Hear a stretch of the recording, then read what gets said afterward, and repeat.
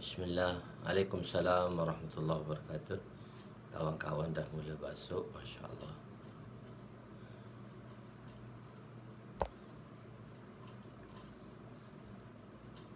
InsyaAllah. Waalaikumsalam warahmatullahi wabarakatuh. InsyaAllah kita mulakan pengajian kita. Dan kita lakukan dua amalan. Iaitu kita niat untuk beramal dan kita niat untuk sampaikan. Jadi untuk memudahkan dua-dua supaya kita dapat beramal dan sampaikan, maka tuan-tuan tekan share dahulu. Share tu untuk kita sampaikan. Dengan satu lagi kita share untuk kita dapat lihat balik untuk kita amalkan. Masya Allah. Bismillahirrahmanirrahim. Assalamualaikum warahmatullahi wabarakatuh. Subhanaka la ilma lana illa ma 'allamtana innaka antal alimul hakim wa la hawla wa la quwwata illa billahil aliyyil azim. Rabbi yassir wa la tu'assir wa tammim bil khair ya fattah wa bika nasta'in. Nahmaduhu wa nusalli wa nusallim ala rasulihil karim wa ala alihi wa ashabihil fatihina bihadiyihim ilal haqiqatil majaza. Amma ba'du. أعوذ بالله من الشيطان الرجيم. بسم الله الرحمن الرحيم. والعصر إن الإنسان لفي خسر إلا الذين آمنوا وعملوا الصالحات وتواصوا بالحق وتواصوا بالصبر. صدق الله العظيم. وقال النبي صلى الله عليه وسلم لا يؤمن أحدكم حتى يحب لأخيه ما يحب لنفسه. وقال النبي صلى الله عليه وسلم نضر الله امرأ سمع مقالتي فوعاها ثم أداها كما سمع رب مبلغ أو من سامع أو كما قال عليهم الصلاة والسلام. Kuan sihat sikit, bukan kuan sihat. Memang saya selalu batuk. Saya selalu berkahak banyak. Memang orang penyakit asma. Dulu bekas penyakit asma. Tapi alhamdulillah dah sembuh dah. Sebelum pergi belajar dulu saya dapat sembuh. Alhamdulillah, Allah Ta'ala bagi sembuh. Saya kena daripada umur 40 hari sampai saya umur 21 tahun asma. Tapi sebelum pergi belajar ada Allah memperkenalkan pada satu orang bomo daripada India. So dia hancurkan saya punya lendir. Orang lelah ni, orang asma ni dia banyak lendir. Dia dengan Fatihah saja, dia baca bacaan Fatihah. Jadi dia hancurkan saya punya lendir. Lalu dia kata insyaAllah lepas ni adik ni akan kena asma yang paling teruk lah, lelah yang paling teruk. Dalam sejarah saya kena lelah yang paling teruk 36 jam. Macam tu. Saya bernafas macam tu dalam masa 36 jam. Dan saya buang air kecil saya putih macam air mani. Itu air lendir-lendir keluar. Lepas tu alhamdulillah saya hilang. Tapi saya masih ada batuk. Gitulah. Saya hidung saya sensitif, kena debu sikit. Semalam ada cuci apa-apa, kena debu sikit, ada sensitif lah. Tapi tak apa, insyaAllah tak ada apa-apa. Jangan risau, insyaAllah. Bukan COVID lah, insyaAllah. Saya kena saya kena karantin sebulan. Sebelum orang karantin, kita dah kena karantin dah 16 hari bulan 3 dah kena karantin. Orang 18 tu PKP. Kita orang 16 sebab kita seri petaling, kita dah kena lah 16 sampai 31. Lepas tu quarters positif. So kita kena, yang tak positif tu kita kena lagi pergi karantin lagi MSM 1 hingga 15 hari bulan 4. 15 hingga 4 baru kita balik ke rumah kita di quarters. Itulah. Tapi insyaAllah masjid-masjid pun okey dah. Jadi kita mulakan pengajian kita pada muka surat iaitu seterusnya pada fasal kedua. Fasal kedua iaitu dalam muka surat 233. Fasal kedua dalam muka surat 233, rukun-rukun agama. Fasal kedua ini kalau dalam kitab Mishkat digunakan dengan nama fasal kedua. Dalam kitab asal dia nama Faslul Hisan. Faslul Hisan. Dia bubuh atas, dia letak atas nama Hisan. Hisan ni daripada perkataan Hasan lah. Tapi bukan hadis-hadis Hasan di situ, bukan setakat Hasan, tapi selain Bukhari dan Muslim. Itu tertib yang disusun oleh pengarang lah. Itu tertib yang disusun oleh pengarang. Jadi hadis dalam fasal kedua ini ialah hadis-hadis selain daripada Bukhari Muslim. Diambil oleh 13 ulama yang kita telah dalam mukaddimah tu saya dah beritahu 13 orang ulama, saya dah tulis dah semua muka surat. Dalam muka surat 100 berapa tu, dalam bermula daripada muka surat 104 sehingga ke 108. Itu ada berapa belas nama ulama-ulama yang diambil hadis daripada pengarang kedua, yang memuatkannya dalam fasal kedua. Dan fasal ketiga adalah tambahan daripada hadis-hadis selain daripada fasal pertama dan fasal kedua. Itulah setiap bab diisikan dengan 3 fasal, dan setiap kitab, mula-mula dia ada kitab dulu, lepas kitab tu dia ada bab lagi.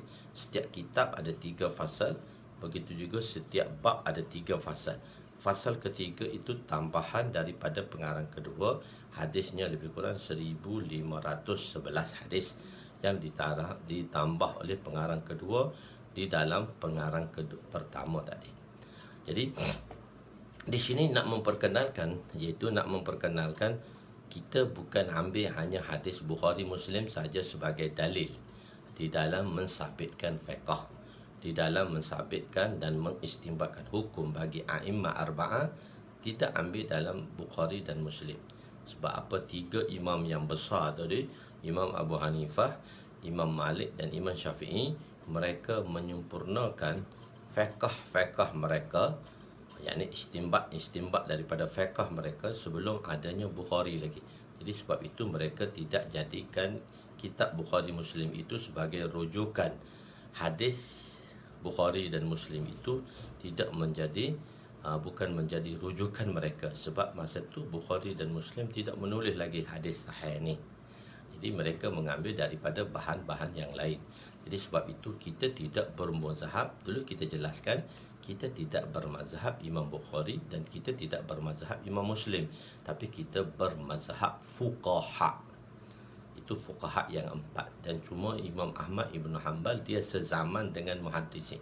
Bila kita kata fuqaha datang dahulu daripada muhaddisin di kurung kedua, dan muhaddisin secara terperinci untuk menyelamatkan hadis ini datang di kurung ketiga untuk menyusun hadis dengan serta sanadnya.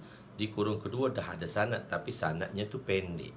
Imam Malik nak sampai kepada Rasulullah hanya 2 orang guru sahaja, berbeza dan berbanding dengan Imam Bukhari nak sampai kepada Rasulullah ada 5 orang guru atau 4 orang guru.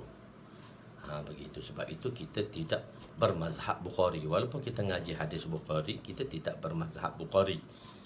Imam Bukhari itu dia salah satu mujtahid lah, tapi selepas tu dia tak ada pengikut. Dia tak ada pengikut. Jadi kita bermazhab imam fuqaha yang 4, kita panggil mazhab arba'ah. Jadi ini hadis yang diperkenalkan oleh pengarang kedua, iaitu fasal kedua selain Bukhari dan Muslim. Bismillahirrahmanirrahim. Rukun-rukun agama. Wa an Mu'azin qala qultu ya Rasulullah akhbirni bi amalin yudkhilunil jannah wa yuba'iduni minan nar.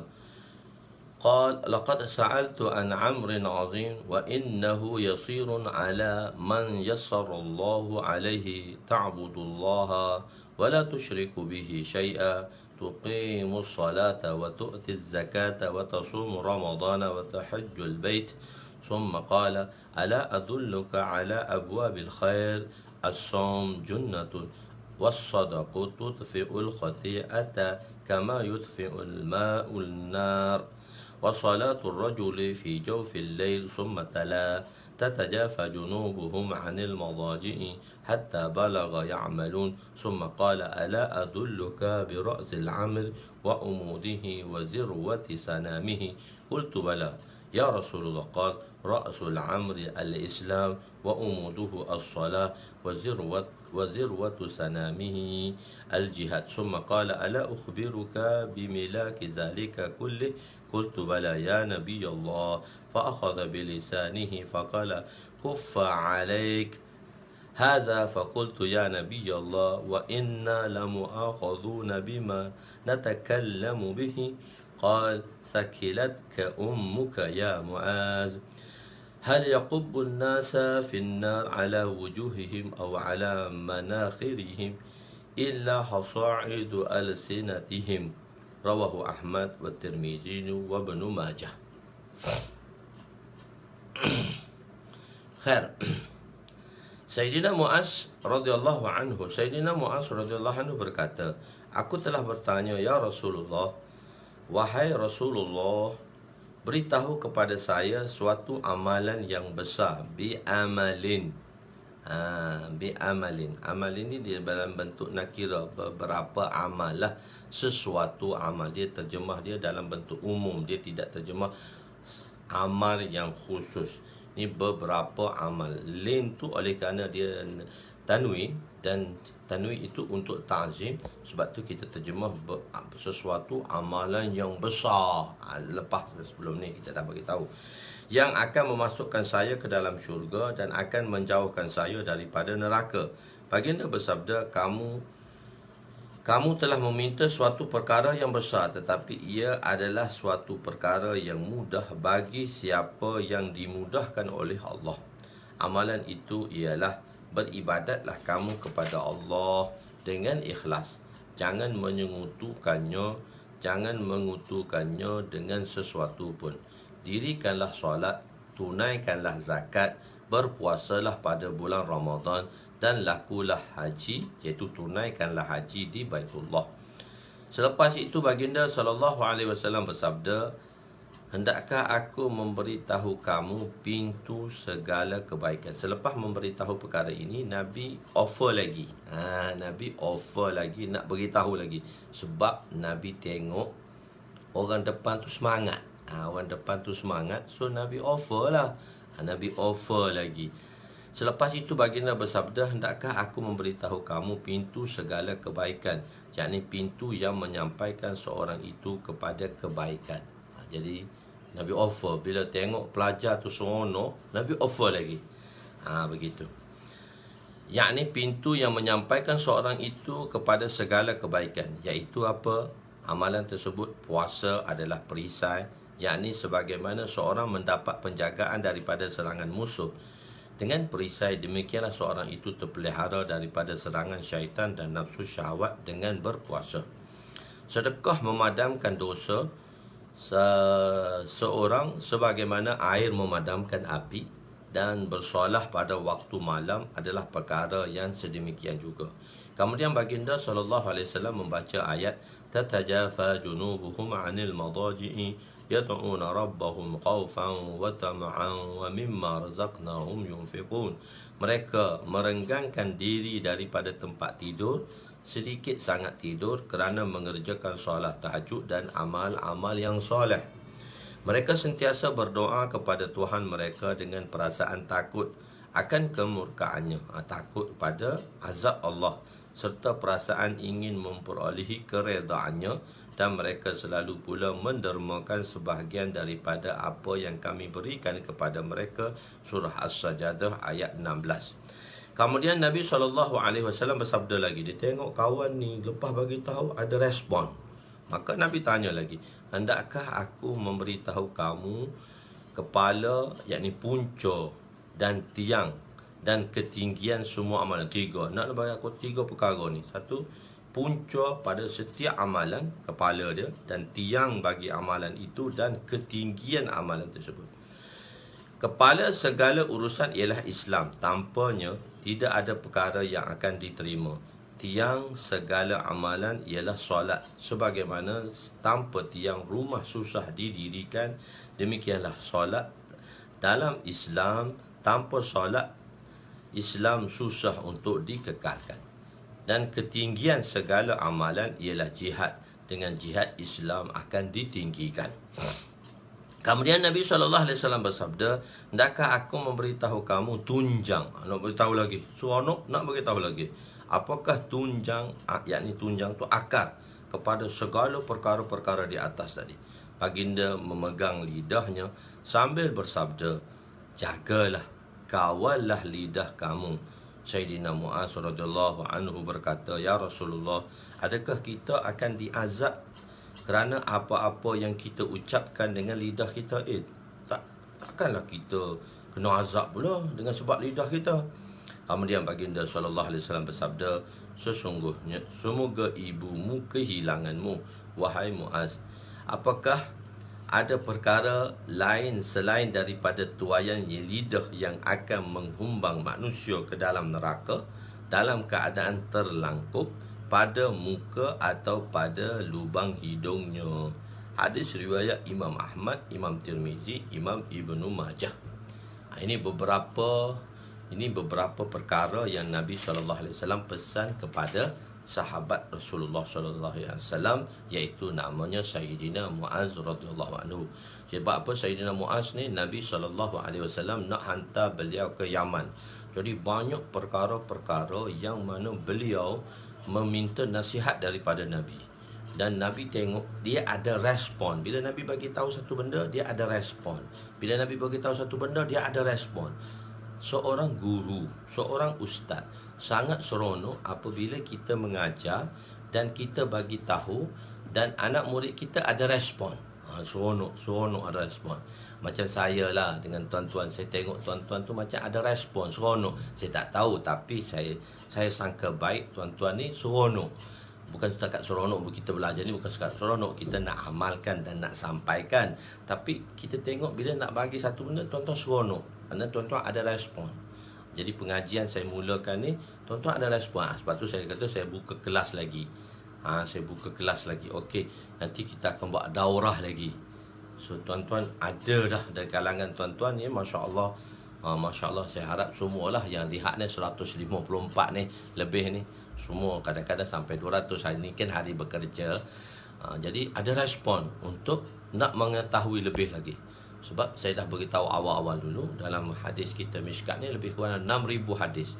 So dia ada tafsir-tafsir, dia ada penerangan-penerangannya yang merangkupi keseluruhan, tapi tidak secara detail lah. Nak detail tu dia kena ada belajar lagi ilmu-ilmu yang ilmu fiqh asing. Ni kita belajar ilmu hadis yang disusun mengikut fiqh, Jadi tuan-tuan nampak respon. Jadi bila saya tengok dalam daurah tu ada dah berapa ramai dah orang yang daftar untuk menyertainya. Jadi seronok. Jadi yang belum daftar tu daftar cepat-cepatlah. Yang belum daftar untuk daurah kita, insya-Allah akan diberitahu sebagaimana nanti akan beritahu bila kita akan teruskan, bila kita akan menyambung pengajian daurah kita. Jadi tuan-tuan bagi respon lah. Jangan lambat-lambat bagi respon, last minute bagi respon. Jadi nak atur satu-satu perkara tu susah. Jadi kalau bagi respon awal, kita bagi respon awal, tuan-tuan bagi respon awal untuk program daurah kita ni seronok. Jadi macam-macam nak bagi tahu lagi, insya-Allah. Kan? Di sini disebut dengan amalin, bi'amalin, beritahu pada saya amalin. Amalin tu dalam bentuk tanwin. Tanwin ni menunjukkan nakira. Dalam bahasa Arab dia ada sesuatu ism, nama. Dia ada ism, dia ada fi'il, perbuatan, dan dia ada huruf, iaitu kata sendi. Dia ada 3 benda besar dalam bahasa Arab ni. Ism, asma, plural dia, fi'il, jamak dia, plural dia, af'al, dan haraf, plural dia huruf. Jadi kita sebut huruf tu sebenarnya plural dalam bahasa Arab. Huruf-huruf. So kita gandakan lagi. Huruf tu dah plural dan huruf-huruf tu lagi plural. Itu tak apalah, dia dah jadi dalam bahasa kita. Tapi kalau dalam bahasa Arab, huruf tu dah plural dah. Kalau singular dia haraf. Begitu. Jadi di dalam bab ni, jadi dibawa dalam ism, nama. Ism ni asma lah, nama lah. Nama khusus ke, nama am ke. Jadi nakira ni nama umum, nama am. Dan ma'rifat tu nama khusus. Jadi dibawa dengan bi amalin. Kita tengok kan. Saja saya nak mengajar macam mana nak terjemah. Jadi terjemah ni bukan mudah jugalah. So dia kena raikan dalam bentuk bahasa Arab. Macam mana nak diterjemahkan di dalam bahasa Melayu. Dia kena raikan. Dia kena raikan. Macam mana kita nak terjemahkan tu. Jadi kita kata, qultu ya Rasulullah akhbirni bi amalin. Bi amalin. Kalau kita terjemah lafzi, khabarkan pada saya dengan amalan. Jadi itu terjemah lafzi, dia tak tepat lah. So kita kena terjemah mengikut sentence ayat tadi. Kita kena terjemah mengikut bahasa percakapan, dipanggil bahasa muhawarah. Sebab tu saya terjemah di situ tadi. Sebab tu saya terjemah, ya Rasulullah beritahu kepada saya suatu amalan yang besar yang akan memasukkan saya ke dalam syurga. So bila terjemah tu, orang dah faham dah. Begitu.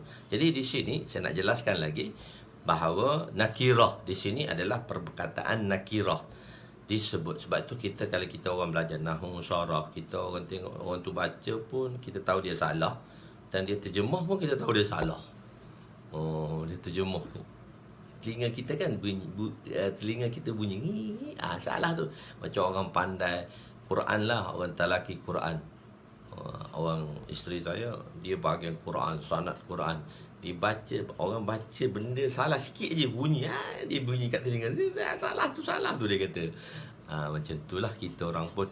Disebut amalan dengan nakira di sini menunjukkan, tunjukkanlah daku suatu amalan besar. Beritahu aku, tunjukkan aku suatu amalan besar. Amalan, dan kita telah beritahu dah. Amalan itu adalah fa'il majazi. Fa'il majazi. Amalan ni adalah fa'il majazi.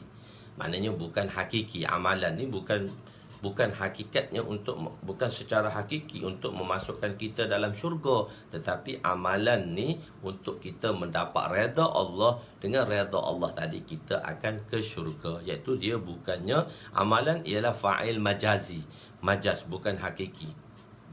Maknanya fa'il dipanggil fa'il majazi, bukan hakiki. Majazi ni kedua, ganti nama kedua. Majaz, nama yang kita dah masyhur dah. Nak masuk syurga dengan amalan lah. Itu sebenarnya. Tapi dia bukan bentuk hakiki, tetapi makna majazi. Sebagaimana telah kita terangkan dulu, salah satu contoh dalam bahasa Melayu lah, bukan dalam bahasa Arab. Iaitu kita terjemahkan qalbun itu, makna hakikinya ialah jantung. Tapi kita dah terjemah makna majazi, iaitu hati. Begitulah di sini maksud majazi. Hakikat yang memasukkan seorang itu ke dalam syurga ialah Allah Ta'ala yang masukkan kita dengan keredaannya. Amalan adalah sebab sahaja. Boleh jadi ataupun boleh jadi juga maksud amalan di sini amalan yang membolehkan daku masuk ke dalam syurga, dukhulu awal, tanpa perlu menghadapi neraka, dan amalan yang menjauhkan daku daripada neraka. Dukhul awal tu ialah first intake lah, masuk syurga tanpa pergi ke mana-mana. Kat akhirat ada dua saja, syurga atau neraka. Kalau tak ke syurga, terpaksalah ke neraka. Jadi aku nak satu amalan yang sebelum ni kita dah bincang dah. Aku nak satu amalan yang mana membolehkan daku untuk memasuki syurga, untuk first intake, bukan second intake. Dukhul awal tu first intake.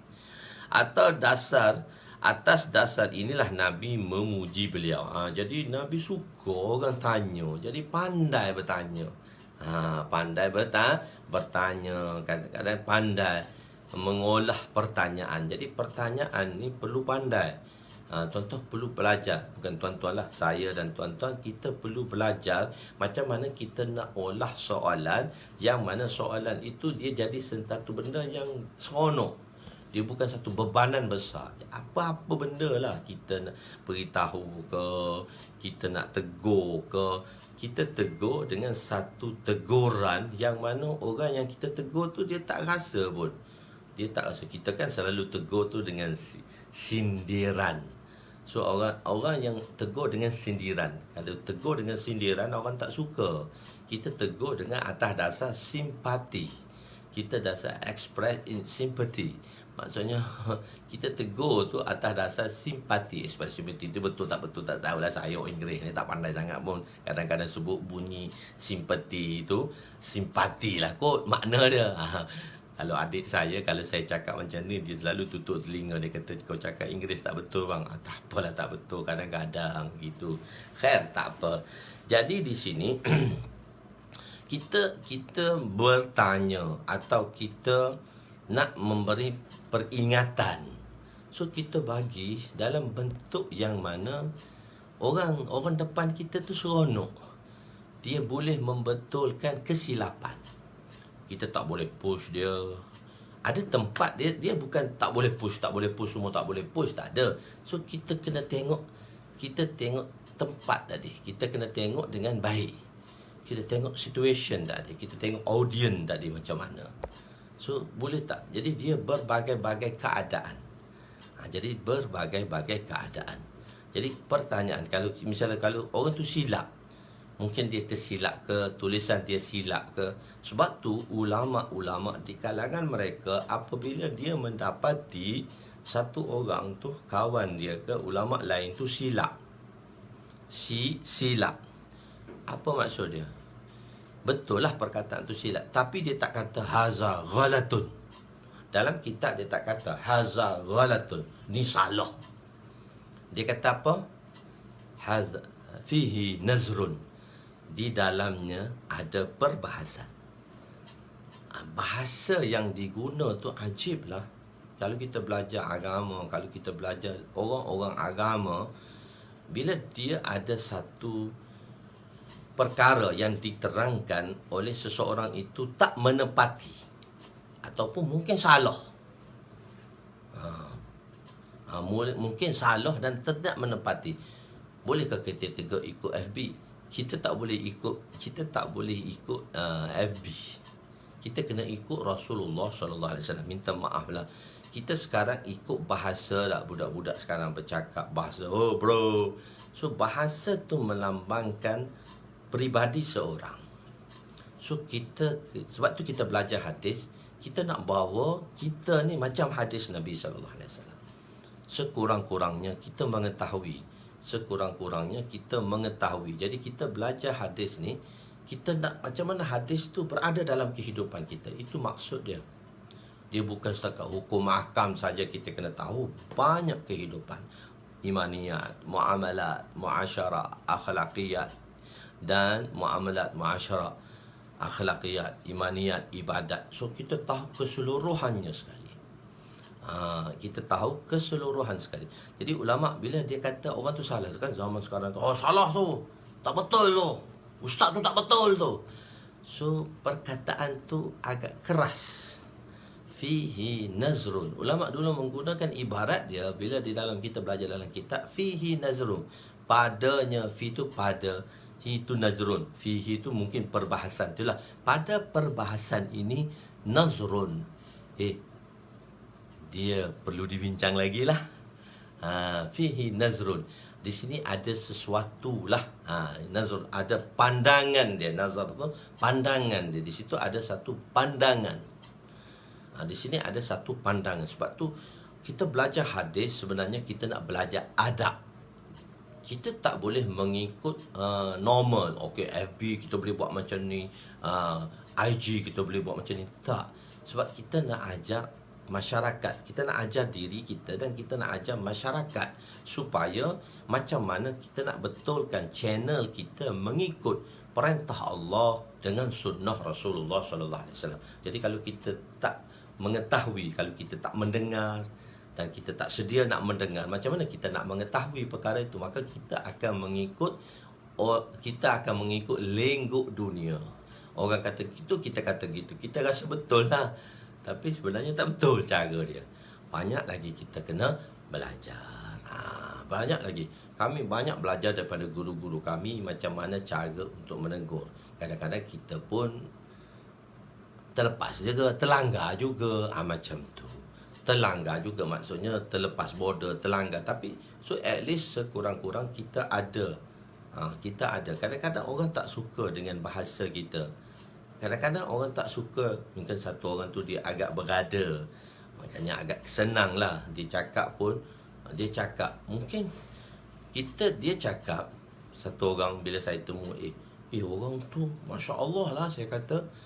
Lepas tu orang tu kata, alah Ustaz, cakap dia sedap. Sebab apa dia cakap sedap? Dia ada duit lah Ustaz. Sedap tu dia ada cakap. Jadi bahasa kita tu, so bahasa kita melambangkan kita bukan rendah diri, kita rendahkan hati. So rendahkan hati ialah dengan bahasa tadi, dengan bahasa kita, lidah kita. Kan kata Abdul Qais tu, lidah seorang itu melambangkan akhlak dia. Lidah dia dan hati dia. Lidah dia dan hati dia. Begitu. Tak apa, insyaAllah kita belajar satu sama lain. Jadi lidah kita dan hati kita. So kita nak tegur. Misalnya kita tegur dalam FB, macam-macam kita nak sindir orang. So sebenarnya tu tak kena, cara dia tak kena. Kita rasa dah betul. So kita tak menegur dengan cara kita rasa kita betul. Kita komplain orang ni, kita komplain orang ni, kita komplain orang ni, kita komplain orang ni, dengan cara tak betul. Gini. So tak, dengan cara tak betul tak boleh. Kita rasa betul, tapi benda tu hakikatnya salah. Benda tu hakikatnya salah. Sebab tu kita perlu mengetahui hadis-hadis Nabi SAW. Banyak ibrah, banyak pembelajaran dan banyak pengajaran yang kita boleh mengambilnya daripada hadis. Sebab tu bukan kita hanya bahaskan hadis ni, okey, sahih ke tak sahih? Tak sahih tak boleh ambil. So tak sahih tak boleh ambil. Kita tak boleh buat dalil. Kita pandai ke dalam bahagian tu? Merepek pula saya hari ni, banyak pula merepek. Tak, untuk fahaman. Sebab tuan-tuan sudah lama dengan saya, dah 25 hari dah tuan-tuan dengan saya. So berapa puluh jam kami kita tak tahu dah. Kita dah dekat 40-50 jam dah tuan-tuan dengan saya. So kita masuk sikit insya-Allah. Sebab kita perlu belajar. Jadi kadang-kadang kita pun terlanggar juga, terlepas juga. Kita cakap, yang bercakap ni pun sama je. Tapi moga kita doa pada kawan kita. Begitu cara teguran-teguran dia dan sebagainya, insya-Allah. Jadi kita tak boleh menegurnya. Kita sindir dengan FB. Kita nak kata satu orang, kita sindir dengan FB. Kita sindirkan. Kita sindir satu-satu orang. Semalam tentang hadat Osman bin saya ditulis itu Osman bin Affan, sebenarnya Osman bin Talha. Osman bin Talha. Di situ Osman bin Talha. Bila saya sebut Osman, tuan-tuan tengok kan, saya sebut Osman, saya tak sebut Affan. Dalam penerangan saya sebut Osman. Bila saya baca, saya tengok itu kesilapan tulisan. Saya tak sebut Osman bin Affan, saya sebut Osman. Lepas tu minta maaf, kita belajar sama-sama tu. Ada orang dah, Ustaz, tidak kan Osman bin Affan ni orang awal masuk Islam, bukan tahun ke-8. Minta maaf, kita ni sama-sama belajar lah. Tuan tengok, saya dah tak sebut Osman bin Affan, saya sebut Osman sahaja dalam penerangan saya. Tapi saya nak bagi tahu, bukan Osman bin Affan, tapi saya terlupa di situ, saya terus pergi sebab banyak sangat nak cerita benda lain lagi. Tapi ada, alhamdulillah, kawan-kawan tu ingatkan, Ustaz, tidak, Osman bin Talha. Saya pun masih tengok lagi, ada satu orang lagi Osman bin Maz'un. Osman bin Maz'un ni pun dia masuk Islam lewat juga, dia orang Mekah, dia pemegang kunci Kaabah. Osman bin, dan keturunan ada Osman bin Maz'un adalah daripada Bani Syaibah yang memegang kunci Kaabah. Bila Nabi SAW sampai di Mekah, Fatah Mekah, Nabi nak buka Kaabah. Nabi, sebab di Kaabah ni ada orang masing-masing. Orang Quraisy dia ialah memberi minum untuk berjaga Masjidil Haram, untuk bagi minum tetamu-tetamu haji-haji yang datang. Tetamu dan haji-haji yang datang. Sebab kita kan, kita susun. Kadang-kadang kan kita tak boleh tengok benda tu. Jadi kadang-kadang satu benda yang salah tu, kita kata Osman, anda je. Saya pun tak kata Osman bin Mas'ud, Osman bin Affan. Alhamdulillah, tak apa. Tuan-tuan perasan, alhamdulillah lah. Jadi bila Nabi, maka untuk buka pintu Kaabah, kami nak masuk masa Fatah Mekah tu, Nabi nak masuk dalam Kaabah. Jadi yang bawa dia Osman bin Maz'un, dan yang memegang kunci Kaabah ialah daripada keturunan Bani Syaibah. Dan sampai sekarang yang memegang kunci Kaabah daripada keturunan Bani Syaibah. Bukan raja Mekah, bukan raja Saudi, tidak. Raja Saudi nak masuk pun dia kena minta kebenaran daripada keluarga Bani Syaibah. Dulu yang daripada tu masa zaman Nabi, Osman bin Maz'un lah. So hati, memang fikiran saya daripada Osman bin Maz'un. Bila saya cek balik, jadi Osman bin Talha. Kan tak apa di situ. Jadi Nabi memberitahu amalan-amalan tersebut. Nabi melihat beliau mempunyai kesungguhan. Seorang ustaz apabila melihat pelajar bersungguh-sungguh, maka ustaz ini akan memberitahu lebih lagi. Kita akan beritahu lebih lagi. Kita akan beritahu lebih pada tuan-tuan. Tuan-tuan nak tahu kan, kita insya-Allah, saya nak kongsi banyak lagi dengan tuan-tuan. Kitab besar-besar lagi, kitab banyak lagi dalam bab ni. So kalau tuan ambil tindakan, insya-Allah tuan-tuan semua masya-Allah dah ambil tindakan dah semua, insya-Allah. Begitu. Khair. Jadi di sini ialah setelah Nabi memberitahu, maka Nabi SAW bertanya kepadanya untuk menimbulkan syauq. Syauq ni seronok, keseronokan, syauq dan raghbah, keinginan, kegairahan. Syauq dan raghbah. Raghbah tu kegairahan. Kegairahan, syauq tu keinginan. Tak apalah saya gunakan bahasa Arab di situ. Syauq dan raghbah. So saya terjemah dia kegairahan terhadap ilmu. Di seronok Nabi bagi tahu. Apa yang Nabi bagi tahu? Di situ Nabi bagi tahu, dan saya tak tafsir lagi dah. Perkara ini mudah bagi mereka yang Allah mudahkannya. Pertama, beribadat kepada Allah dan jangan mensyarikatkannya, mendirikan solat, menunaikan zakat. Situ kita dah terangkan dah hadis sebelum ni. So kita dah terangkan dah hadis sebelum ni. So kita tak terang lagi dah di situ. So tuan-tuan dah baca dah, sebab kita ada kitab, benda penerangan ni saya dah terangkan dah kat sana. So saya bawa selalu terus, iaitu sedekah. Sedekah, iaitu ala ukhbirukum ala abwabil khair as-saumul junnah. As-saumul junnah, iaitu puasa pun kita dah terang dah dulu. So kita bawa as-sadaqah, sedekah dah. Terus kita bawa sedekah. Saya terus bawa penerangan sedekah. Saya bawa pada direct tu dah benda yang belum kita bincang lagi, iaitu an-nar tadi. As-sadaqah tu tudfi'ul khati'ah. Jadi sedekah tadi mengharamkan daripada api. Mahzuf di sini. Perkataan an-nar ni memadamkan api. Memadamkan api. Maksudnya sedekah boleh memadamkan kejahatan. Innal hasanati yuzhibna sayyi'at. Boleh memadamkan kejahatan. Dengan sebab dosa, seorang itu menyalakan api untuk membakar dirinya. So umpama seolah-olah dengan dosa seorang tu dia telah nyalakan unggung api. Dia telah nyalakan unggung api untuk membakar dirinya. Tetapi dengan sebab sedekah, maka terpadamlah unggung api tersebut, memadamkan api tersebut.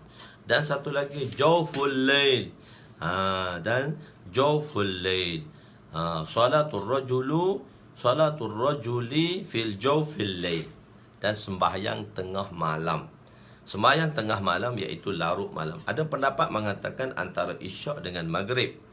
Antara isyak dan maghrib. Kenapa isyak dan maghrib? Tak apalah, benda tu understanding lah. Kadang-kadang saya dah jelaskan lafu nasyar ghair murattab, lafu nasyar murattab. Kenapa benda itu dikata patutnya maghrib dengan isyak, apa isyak dengan maghrib? So benda tu benda yang orang dah boleh faham. Takkan isyak dulu baru datang maghrib. Begitu. Ketiga-tiga, jadi setiap benda kita ada reason lah. Jadi sebab tu orang kata belajar dengan ustaz ni, semua dia ada reason, semua dia ada benda yang nak dijelaskan. Sebab kita kita bergerak satu benda, kita melangkah satu benda, kita lihat banyak perkara. Begitu. Jadi ketiga merupakan pintu kebaikan. Ketiga-tiga amalan ini merupakan pintu kebaikan. Untuk menguatkan sabdaan baginda, Nabi baginda telah membaca ayat berdiri malam, berjaga malam. Masya Allah, kita di 10 hari akhir ini, Masya Allah, supaya Allah mudahkan kita untuk berjaga malam. Dan untuk itulah Nabi membaca ayat. Seorang ustaz akan menghargai pelajarnya yang bersyukur dan menzahirkan kesyukuran. Satu, kita bersyukur. Satu, kita zahirkan kesyukuran. Bukan hanya memadai bersyukur. Bersyukur tu dengan lidah. Alhamdulillah, itu bersyukur. Alhamdulillah, sudah bersyukur. Tapi macam mana kita nak menzahirkan kesyukuran, iaitu dengan anggota. Kita zahirkan kesyukuran tadi dengan anggota, dengan tangan, dengan kaki, dengan segala perbuatan. Jadi tidak melakukan perintah, sebenarnya dia tidak menzahirkan kesyukuran. Tidak menzahirkan perintah, sebenarnya dia tidak menzahirkan kesyukuran. Syukur ada 3. Syukur dengan lidah, syukur dengan perintah, syukur dengan hati.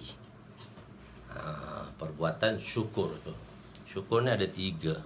Syukur dengan lidah, itu pun kita kena belajar. Syukur dengan perbuatan, dan syukur dengan hati. Okey, kita masuk bab syukur sikit hari ni.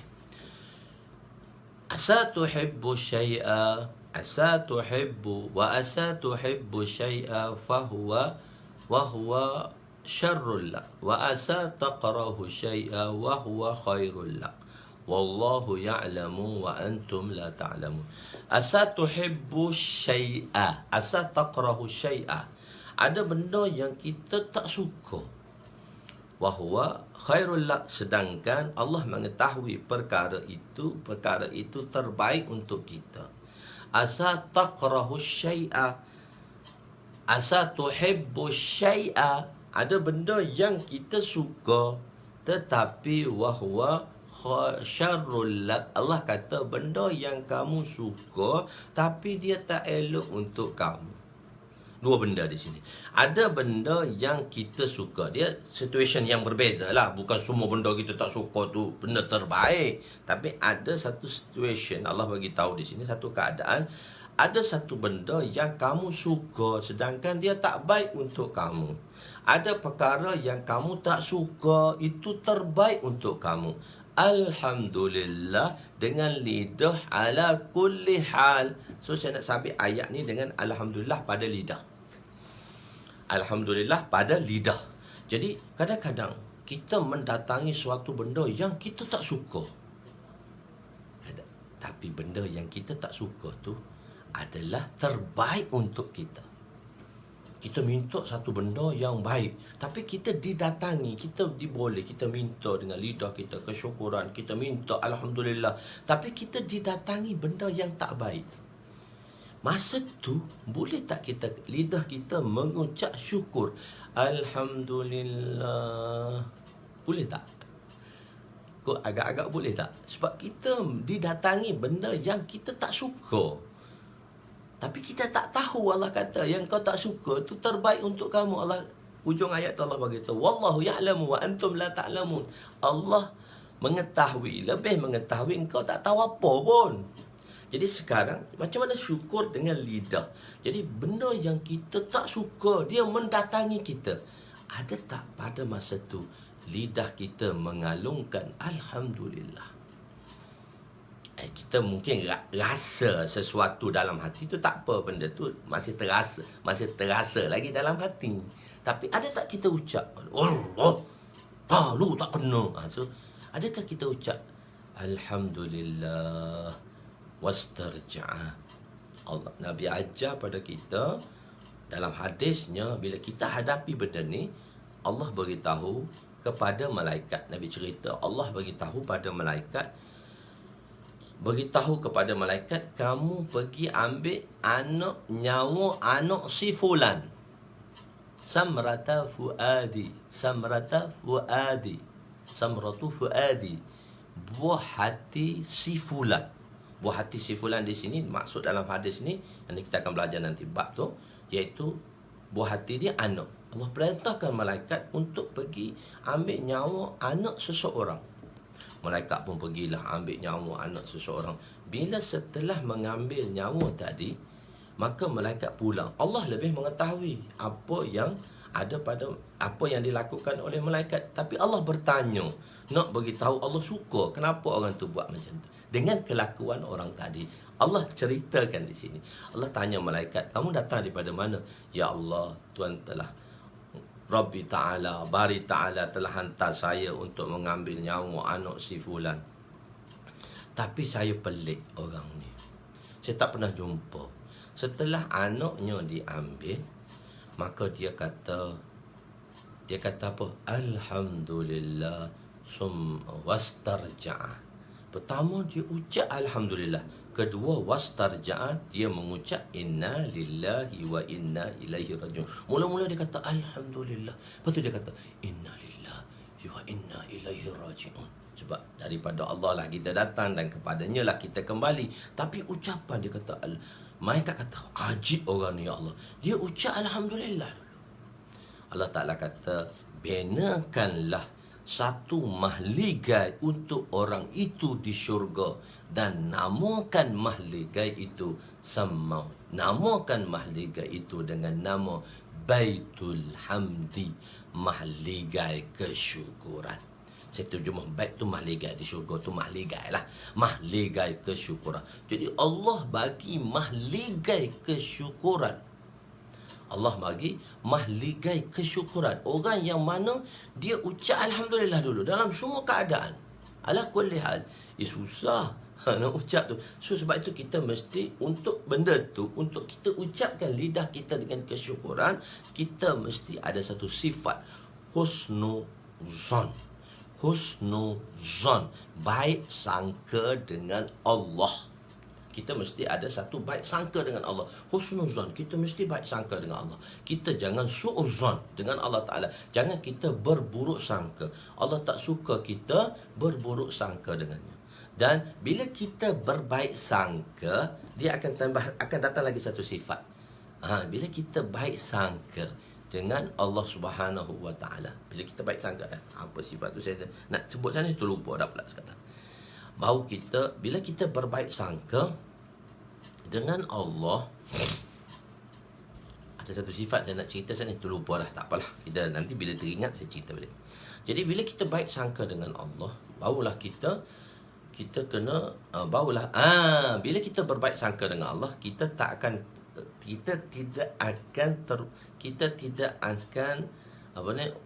tidak wala taqnatu bi rahmatillah. Jangan kita berputus asa dengan rahmat Allah. Bila kita berbaik sangka, kita tak akan berputus asa. Kenapa orang itu dia berputus asa? Sebab dia tak baik sangka. Putus asa ni datang dengan sebab dia tak baik sangka. Saya pernah jumpa satu orang, dia kata Ustaz, dia kata saya dah tinggal Allah Ta'ala. Saya dah talak Allah Ta'ala. Saya tak nak buat lagi dengan Allah Ta'ala. Saya kenapa macam tu sekali engkau tak nak? Ni saya dah jumpa orang tu. Kuala Lumpur ni saya pergi jumpa. Kita pergi ziarah. Bawa segar ziarah. Dia kata Ustaz, saya dah tinggal Allah Ta'ala. Innalillah. Saya kata jangan macam tu. Jangan tinggal Allah Ta'ala. Dia kata saya dah minta dengan Allah. Allah tak pernah bagi kepada saya. Jadi kalau Allah tak bagi pada saya, Allah tak bagi pada saya. Saya kata buat apa saya minta dengan Allah, Allah tak bagi dengan saya. Buat apa saya minta dengan Allah? Jadi saya dah tinggal Allah Ta'ala. Inna lillahi wa inna ilaihi raji'un. La hawla wa la quwwata illa billahil aliyyil azim. Bila kita putus asa, kenapa kita putus asa? Sebab kita tak ada baik sangka. Allah kata wala taqnatu bi rahmatillah. Engkau jangan putus asa dengan rahmat aku. Jadi supaya kita tidak putus asa dengan rahmat Allah, kita mesti berbaik sangka. Kita perlu ada hati-hati, tapi dengan Allah kita mesti berbaik sangka. Baik sangka ni. Baik sangka dengan Allah. Jadi wallahu ya'lamu wa antum la ta'lamun. Allah mengetahui, engkau tak tahu pun. Ada benda. Jadi bila kita didatangi benda yang kita tak nak, kita kata apa? Kita pejam sekejap mata. Alhamdulillah. Allah ni nak ganti apa lagi dengan aku benda yang terbaik. Allah dah ambil dah. Mungkin itu kesilapan aku. So aku boleh berhati-hati pada akan datang. Tapi aku mengharapkan Allah akan ganti daripadaku benda yang terbaik. Benda-benda ni dalam peristiwa-peristiwa kehidupan kita, kita telah tahu. Jadi apa sahaja mesti kita faham. Jadi nak bersyukur dengan lidah pun susah juga. Asal takrahu syai'a, benda kita tak suka tapi benda tu terbaik pada kita. Bila hak datang benda kita suka, asal tuhibbu syai'a, asal tuhibbu syai'a wa huwa syarrul lak. Kadang-kadang benda hak kita suka tu wa huwa syarrul lak, dia tak baik untuk kita pun. Wallah, jadi Allah mengetahui pada kita. Jadi Allah memberi pada kita sebenarnya apa yang diberi itu terbaik untuk kita. Sama ada kita suka ataupun kita tak suka. Dia kena nada lain sikit di situ. Apa sahaja yang Allah bagi pada kita, sama ada kita suka atau kita tak suka, sebenarnya dia terbaik untuk kita. Kerana Allah lebih mengetahui. Tapi kita mesti ada dua sifat ni lah. Jangan kita mesti bersyukur, kita mesti berbaik sangka, dan jangan bila kita berbaik sangka, kita tak akan putus asa. Kenapa orang putus asa? Sebab dia tak baik sangka dengan Allah Subhanahu Wa Taala. Allahu Akbar. Jadi perkara ini yang kita, jadi bersyukur dengan lidah. Kadang-kadang nak bersyukur dengan lidah pun payah juga. Benda yang tak baik kita dapat tu, kita nak kata Alhamdulillah. Susah tu. Moga Allah SWT selamatkan kita. Kedua, bersyukur dengan anggota. Bersyukur dengan anggota dah ada dua konsep. Bersyukur dengan anggota dua konsep, iaitu menunaikan perintah. Jadi sebenarnya orang tak solat, sebenarnya dia tak bersyukur. Walaupun lidah dia kata bersyukur. Sebab dia tak bersyukur dengan anggota. Bersyukur dengan anggota kita guna ni, a'dha'u jawarih, anggota kita, tangan, kaki, lidah, apa semua ni, untuk mentaati perintah Allah. Bersyukur dengan lidah, dengan anggota, berarti kita melaksanakan perintah. Bersyukur dengan anggota berarti kita melaksanakan perintah. Jadi orang tak sembahyang, orang meninggalkan sembahyang, sebenarnya dia tak bersyukur. Bila tak bersyukur, macam mana Allah nak tambah? Mungkin rezeki itu diberi juga, itu dalam konsep lain lah. Istidrak, Allah bagi dengan perasaan benci. Allah bagi, orang Kelantan kata mecak, bui juga mecak, bagi jangan rasa tak puas hati. Bagi tak puas hati, tapi jagalah kau, nanti aku kenakan sesuatu. Dan satu lagi, bersyukur dengan anggota, jangan kita melakukan sesuatu perbuatan yang mana perbuatan tersebut menyebabkan mun'imun. Mun'imun ni orang yang memberi nikmat, zat yang memberi nikmat. Kalau Allah tu zat yang memberi nikmat lah. Ada mun'imun ni, ada juga kawan-kawan kita yang bagi kat kita. Jangan kita buat satu perbuatan yang menyebabkan dia terasa hati. Orang yang selalu bagi pada kita, jangan kita buat satu perbuatan yang mana menyebabkan dia tak senang hati dengan kita. Jangan kita buat satu perbuatan yang mana Allah tak senang hati dengan kita. Itu juga bersyukur dengan anggota. Dan satu lagi, bersyukur dengan hati. Bersyukur dengan hati, itulah nama dia, redha. Ustaz, bukan kita terasa dalam hati. Kita terasa dalam hati, kita tak redha ke? Kan Ustaz kata dalam hati kita kan ada 5 jenis lapisan. Hajis, khatir, hadisun nafs, ham, dan azam. So, janganlah sampai kepada tak suka tu, jangan sampai kepada darjah azam. Kalau baik tu, darjah ham pun dah cukup. Kita dah bahaskan dah di dalam hadis innamal a'malu binniyat dahulu. Dalam hadis yang bernama, jadi bersyukur dengan hati tu kita terredha. Redha je lah. Aku redha dengan ketentuan Allah Subhanahu Wa Taala. Jadi setelah kita berusaha, lepas tu kita redha je lah. Allah uji Sayyidina, satu orang sahabat tu, dia kena stroke 30 tahun. Dia terlantai. Lupa dah nama sahabat tu. Siapa dah, nanti kalau datang nanti kita beritahu dah. Dia terlantai, dia kena stroke, terlantai 30 tahun. Kan? Tak mati 30 tahun, tak mati, terlantai atas tilam dia 30 tahun. Sakit, terlantai, kena stroke. Tak mati-mati. 30 tahun lepas tu baru mati.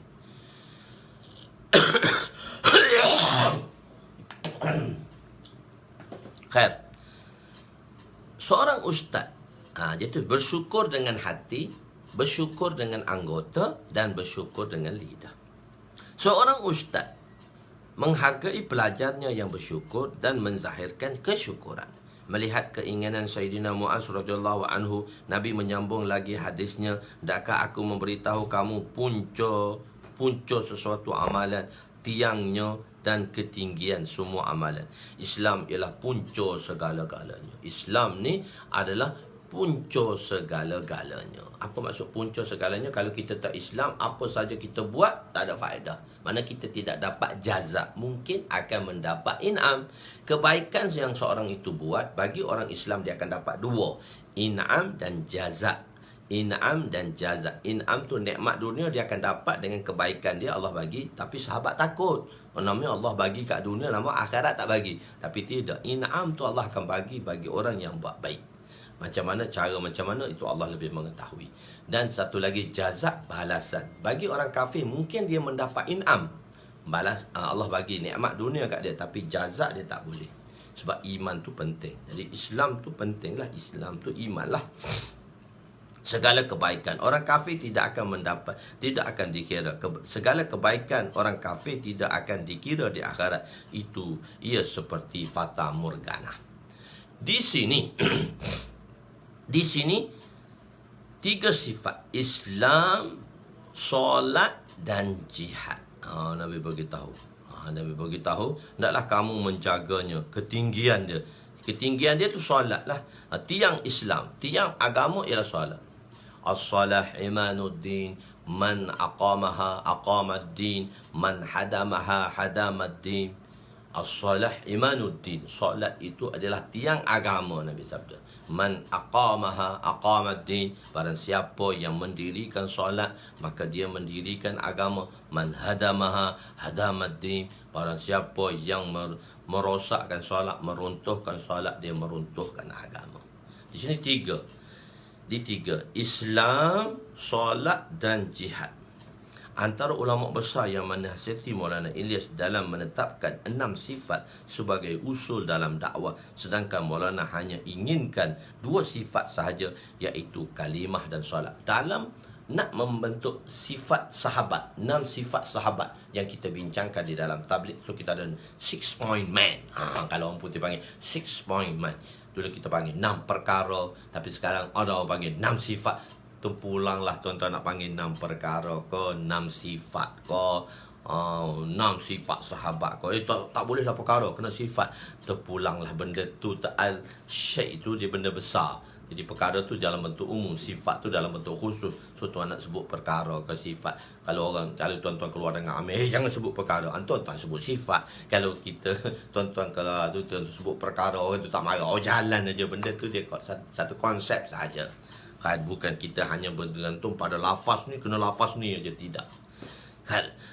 Jadi jadi di sini ialah Islam, iman dan jihad. Jadi dalam Maulana Ilyas rahmatullah alaih, dia nak buat 2 sifat je, iman dan Islam. Iman dan solat saja. Iman dan solat saja. Dalam dakwah ni ada 2 prinsip saja, usaha iman, usaha solat. Usaha iman, usaha solat. Tapi Maulana Maulana Ilyas sambil buat usaha dakwah, dia bersama dengan ulama-ulama. Ulama-ulama ni membantu mereka, membantu di dalam bersama, walaupun tak dapat memberi sepenuh masa, tapi ulama ni membantu dengan idea-ideanya, dengan ilmiah mereka, membantu secara sokongan, secara hati dan jiwa. Walaupun tak dapat turun lagi bersama, tapi membantu, dan mereka lah memberi nasihat. Banyak yang memberi nasihat, dan Maulana selalu tanya. Di antara mereka ialah Hakimul Ummah Maulana Ashraf Ali Tanwi. Banyak saya dah cerita tentang Maulana Ashraf Ali Tanwi. Ashraf Ali Tanwi ni di dalam nota footnote tu, kita tak panggil footnote lah, hasyiah. Di dalam hasyiah ada penerangan di bawah, dan saya tak terangkan di situ. Jadi 2 sifat saja. Maulana Ashraf Ali Tanwi, Mufti Kifayatullah, satu mufti benua Hind dulu, Mufti Kifayatullah. Mufti Maulana Khalil Ahmad Sarampuri. Maulana Khalil Ahmad ni ustaz kepada Maulana ayah kepada mula-mula Darul Ulum Deoband, Darul Ulum Sarampur tu Maulana Khalil Ahmad lah, sebelumnya Maulana Zakaria rahmatullah alaih, guru kepada Maulana Zakaria rahmatullah, ayah dia Maulana Yahya, tapi di madrasah tu Sarampur tu Maulana Khalil Ahmad. Maulana Abdul Rahim Raipuri, Syekh Abdul Rahim Raipuri, ini orang-orang yang mana bersama dengan Maulana Ilyas dalam memberi sumbangan ilmiah, dalam gerakan dakwah. Dan mereka inilah mengesyorkan 6 perkara di situ. 6 sifat sahabat, bukan kalimah sahaja, bukan solat sahaja, mesti ada ilmu dan zikir, mesti ada ikram muslimin, mesti ada tashihun niat, dan mesti ada dakwah dan tabligh. Jadi 6 itulah dirumuskannya di dalam sifat sahabat tersebut. Kan? Jadi hendaklah aku memberitahu kamu tunjang akar pada segala kebal-galanya, akar dan tunjang untuk yang dengan mengamalkannya. Ni nak beritahu tunjang pula. Mula-mula beritahu akar kan. Satu akar banyak. Akar ni banyak. Asas ni akar. Tapi akar tunjang tu lain lagi. Kalau pokok yang dianggur atau pokok tut, dia tak ada akar tunjang, dia mudah tumbang. Dia mudah tumbang. Jadi kalau dia tak ada akar tunjang, dia mudah tumbang. So akar tunjang dia. Jadi akar tunjang dengan mengamalkannya. Kalau kita mengamalkan benda tunjang ni, iman kita terselamat, solah kita terselamat, jihad kita akan terselamat. Iman, solat dan jihad akan menjadi kuat dalam diri seseorang apabila ada tunjangnya. Solat dia masya-Allah, iman tu masya-Allah, akar dia tunjang, akar tunjang dia. Solat dia masya-Allah ada tunjang dia. Jihad dia kuat. Aji. Nabi kata apa? Dalam riwayat Nabi keluarkan lidah.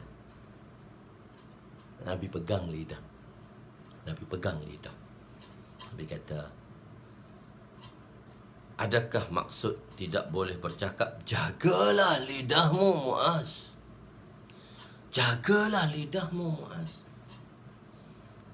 Sayyidina Muaz kata, benda kecil ni pun kena jaga. Apa maksud dia? Adakah maksud tidak boleh bercakap sedangkan percakapan itu penting? Jadi kena jaga lidah, jangan cakap diam. Berdakwah dan mengajar ialah dengan bercakap. Dengan berdakwah kita kena bercakap. Mengajar kita kena bercakap, jadi diam je lah. Maksud jaga lidah ialah meninggalkan perkara sia-sia.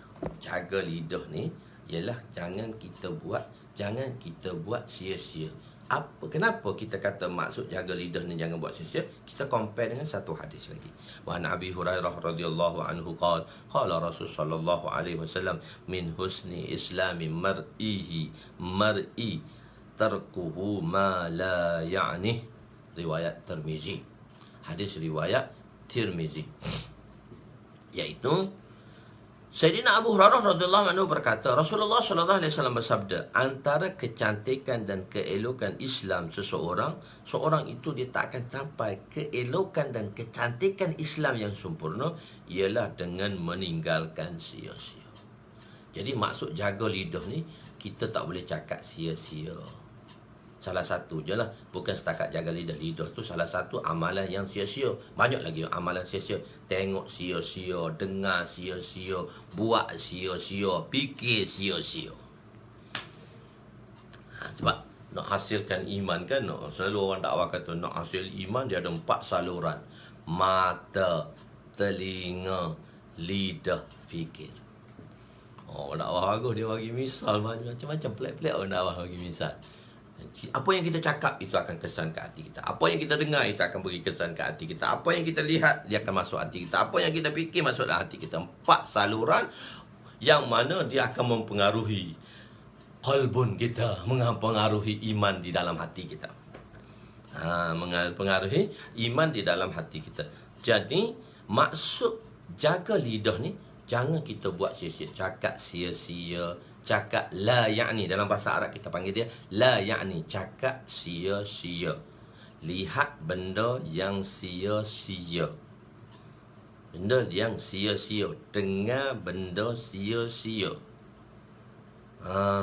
Sebab tu kita ada taklim. Sebab tu dalam dakwah, kenapa kita taklim? Apa maksud taklim?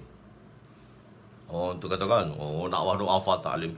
Maksud taklim ialah kita dengar sabdaan, kita dengar firman Allah SWT lagi dengan lagi dan lagi supaya mendengar firman Allah SWT dengan sabdaan Nabi SAW supaya hati kita terkesan dan iman kita bertambah.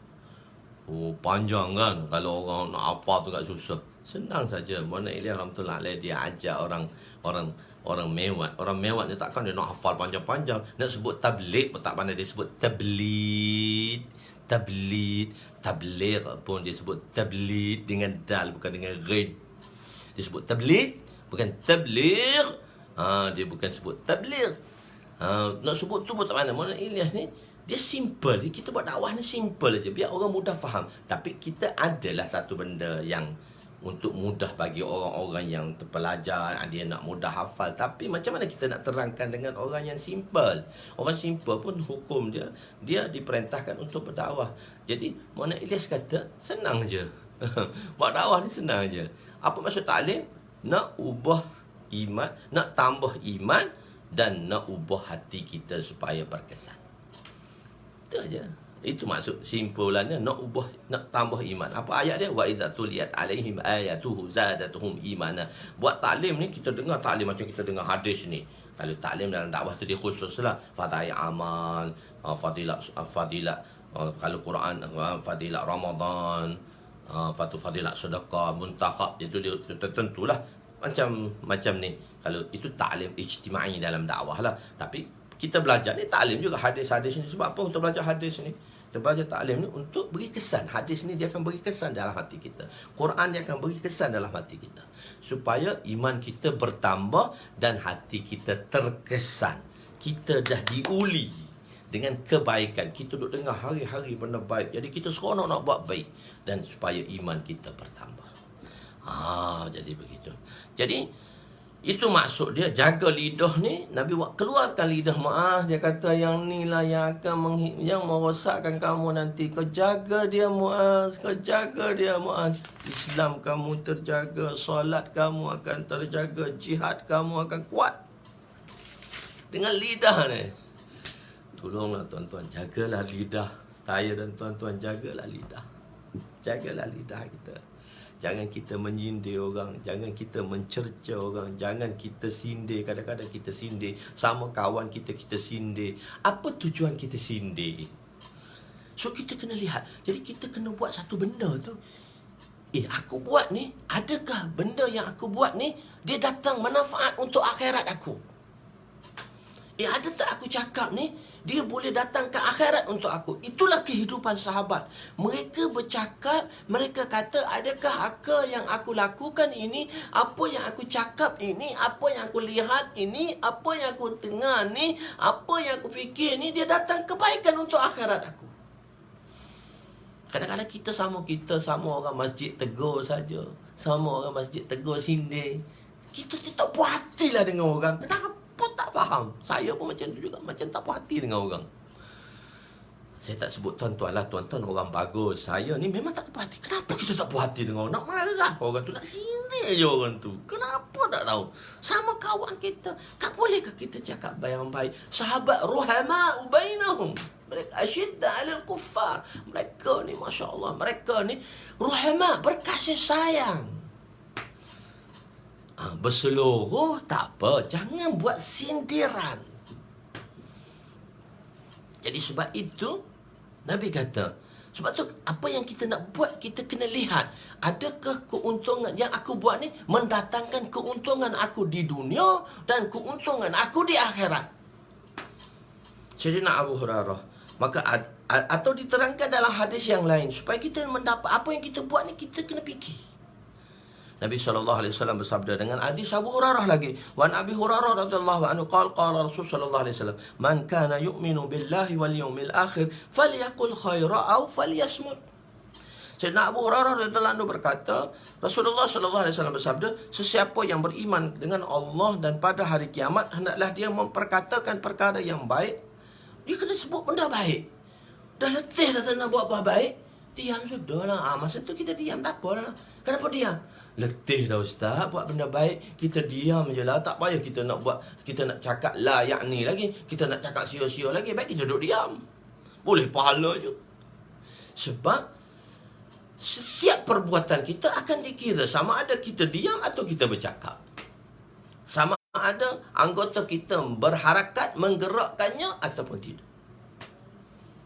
Jadi konsep dia tu. Jadi kita kena jaga lidah. Apa maksud jaga lidah? Kita tak cakap sia-sia. Macam mana kita tak nak cakap sia-sia? Kita kena tengok adakah dia boleh memberi kedatangan kemanfaatan pada kita. Sebab kita beriman. Orang yang beriman pada Allah dengan hari kiamat. Sebab apa yang kita buat, kita akan dapat di hari kiamat. Sebab tu Nabi kata, orang beriman pada Allah dan hari kiamat, dia kena cakap benda baik.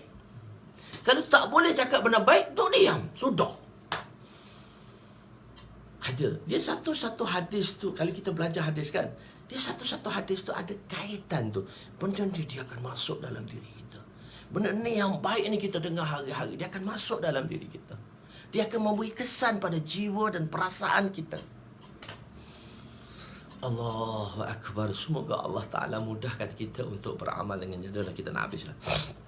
Dalam hadis disebut bercakap dengan yang baik dahulu, kemudian barulah diam. Oleh itu, dalam usul dakwah ada 4 perkara yang kita kena. Dakwah ni kita ada 4 perkara yang dibanyakkan.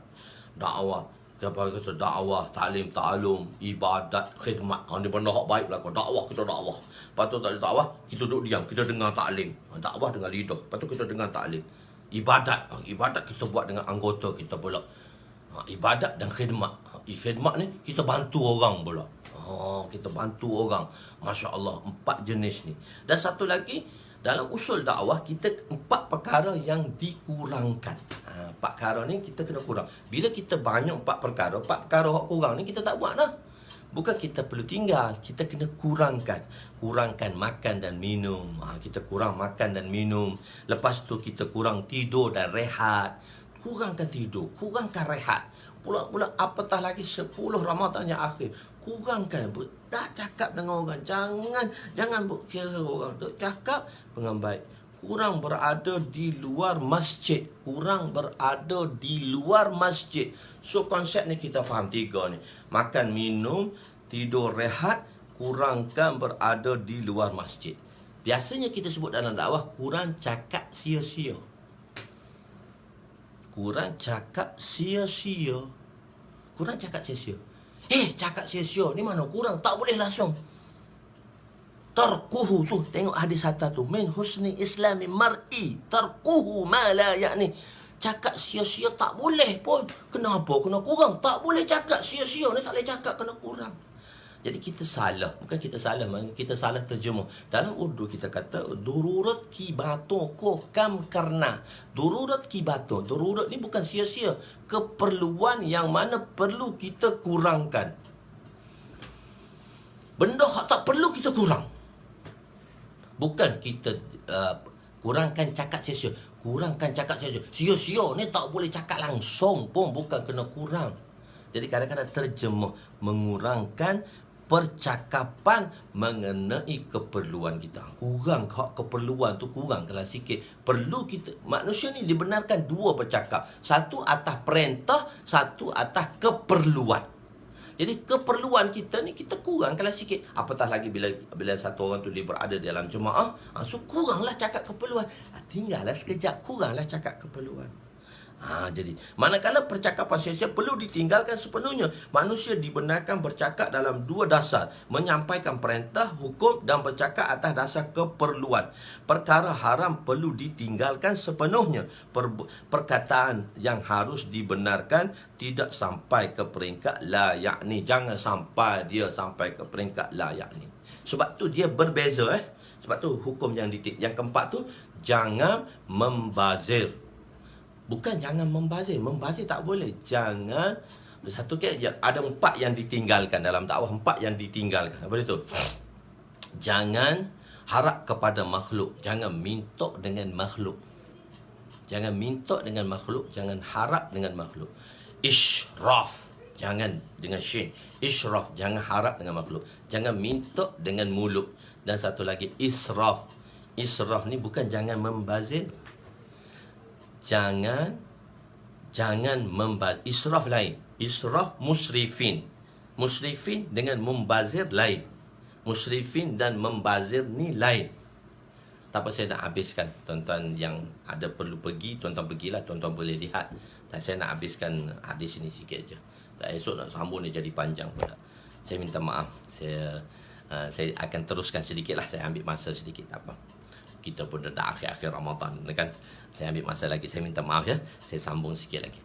Jadi satu lagi, musrifin. Innallaha la yuhibbu musrifin. Allah tak suka orang yang musrif. Musrif ni kita tak terjemah musrifin. Israf, alif sin. Israf tu dengan shin. Dengan israf tu dengan sin. Israf. Israf ni kita terjemah dia membazir. Bukan, membazir lain. Israf lain. Membazir lain, israf lain. Israf ni ialah berlebihan di dalam keperluan. Keperluan kita 10, keperluan kita 4. Keperluan kita 4, tapi kita guna 5. So, kita guna lebih 1. So, lebih 1 itulah israf. 4 tu tak apa lagi, dia tak kira sebab keperluan. Dalam keperluan. Yang tak boleh. Abu Zar tu dia seorang. Muhammad Zar tu dia cuti seorang. Orang lain tak cuti, tak apa. Saya nak teruskan sikit. Jadi, tengok keperluan kita 4. Kita guna sampai 4 je lah. Tak boleh daripada 4. Misalnya keperluan kita 3 lah. Keperluan kita 3. Kalau kita guna sampai 4, dia dah israf. Yang 4 tu israf. Sebab itu Nabi SAW berkata, bila Sayyidina Muaz ambil wudu. Sayyidina Muaz, ma hadha syaraf? Ma hadha saraf ya Sa'ad? Wahai Sa'ad, kenapa kamu israf? Afil wudu israf? Dia kata, ya Rasulullah, dalam wudu ni pun ada bukan pembaziran, pemborosan. Israf ni terjemah dia dalam konteks kita dalam bahasa yang nak senang, pemborosan, bukan pembaziran. Pembaziran. Tak apa, yang kerja kat rumah, daftar dulu jam 8 masuk balik dengan saya. Sekejap. Okey. So kita tak curi itulah. Kejap je. Saya nak sudahkan dia. Jadi membazir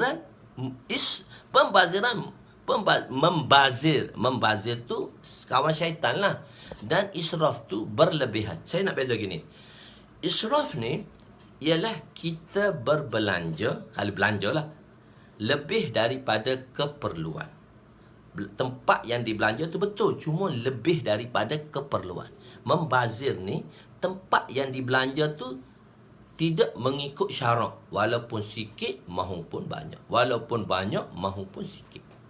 Beza kan? Pembelanjaan israf ni ialah pembelanjaan yang kita belanja lebih daripada keperluan, lebih daripada keperluan kita, barang-barang keperluan kita banyak tu kita beli lebih daripada keperluan, kita buat lebih daripada keperluan. Itu dipanggil israf. Membelanja pada tempat yang dibenarkan tapi lebih daripada keperluan. Membazir, membelanjakan tempat yang bersalahan dengan syarak.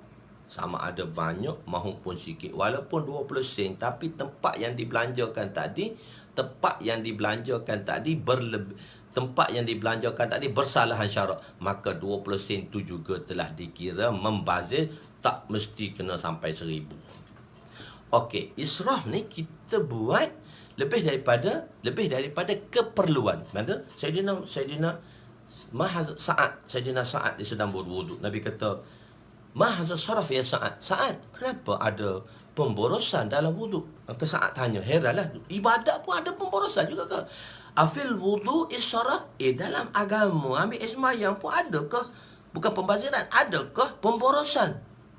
Nabi kata, walaupun kamu mengambil wudu di dalam sungai yang mengalir sekalipun, sebab basuhan wudu hanya 3 kali. Kalau kamu basuh ke-4, maka kamu sudah israf. Walaupun dia buat agama. Wuduk dia ambil agama. Basuh 5 kali tak apa ke? Tak. Maksimum dia 3. Basuh 3 kalinya. Basuh keempat tu dah dikira israf. Sebab tu Nabi kata, afil wudu'i. Sayyidina Sa'ad dia pun heranlah tanya. Mahazal syarab Sa'ad, kenapa engkau boros sangat ni? Takkanlah boros. Nak ambil wuduk tak boros Rasulullah. Nabi kata engkau ambil wuduk dalam sungai mengalir pun, maksudnya air banyak tu pun kamu tak boleh lebih daripada 3. Jadi keperluan beza. Keperluan. Jadi benda-benda keperluan berbeza. Jadi jangan kita israf. Maknanya jangan kita berlebihan di dalam perkara yang di dalam keperluan. Dan jangan ambil barang tanpa izin. Semoga, maka bila dah tanya macam-macam, maka akhir sekali Nabi kata, apa yang Nabi kata? Bila dah tanya, kemudian hendaklah kamu memberitahu. Kemudian bila Nabi kata jaga lidah ni, maka dia tak faham lagi. Nabi tarik lidah tadi. Dia kata takkanlah dengan lidah kita habis kita ke akhirat. Nabi kata semoga ibumu kehilanganmu. Makna zahir mendoakan kematian, tetapi bukan makna zahir di sini. Kadang-kadang Arab ni dia ada panggil muhawarah, perkataan yang mana tidak menunjukkan pada makna pada di segi lafaz, tetapi menunjukkan dari segi makna. Perkara yang berkaitan dengan tarbiyah sepatutnya diajar dan diberitahu oleh ibu. Kamu ni mak engkau takkan tak belajar dengan mak engkau. Benda basic dan asas ni ibu yang kena bagi tahu. Ibu tu maksudnya ibu bapa lah. Ibu tu jadi bapa senang. Semua tanya ibu tak. Ibu tu maksudnya ibu bapa lah. Sebab ibu disebut 3 kali, bapa. Jadi dua-dua tu adalah pentarbiahan anak-anak. Ibu dan bapa kita sambil ambil bahagian tugas masing-masing dalam tarbiyah. Jadi dalam tarbiyah ni ibulah yang mula-mula sekali begitu, dan diberitahu oleh ibu. Oleh itu madrasah pertama ialah ibu. Dengan sebab lidahlah keluarga akan bersatu atau bergaduh. 2 kaum akan menjadi baik dan sebaliknya. 2 negara akan menjadi baik atau sebaliknya. Sebab lidah. Al-lisan jirmuhu saghir. Lidah tu kecil dia punya bentuk tu kecil aja. Jirmuhu tu jirim dia kecil aja. Jurmuhu tu kesalahannya kabir, besar, wa kasir, banyak. Lidah itu kecil saiznya tapi besar dan banyak dosanya. Banyak berlaku kerosakan dan kefasadan disebabkan penggunaan lidah yang salah. Bagaimana cara untuk membetulkan percakapan? Macam mana kita nak betulkan percakapan? Macam mana kita nak betulkan lidah kita? Macam mana kita nak islah lidah kita ni? Cara menceritakan kebaikan orang yang tiada bersama dan yang hadir, kita melihat kebaikan dia.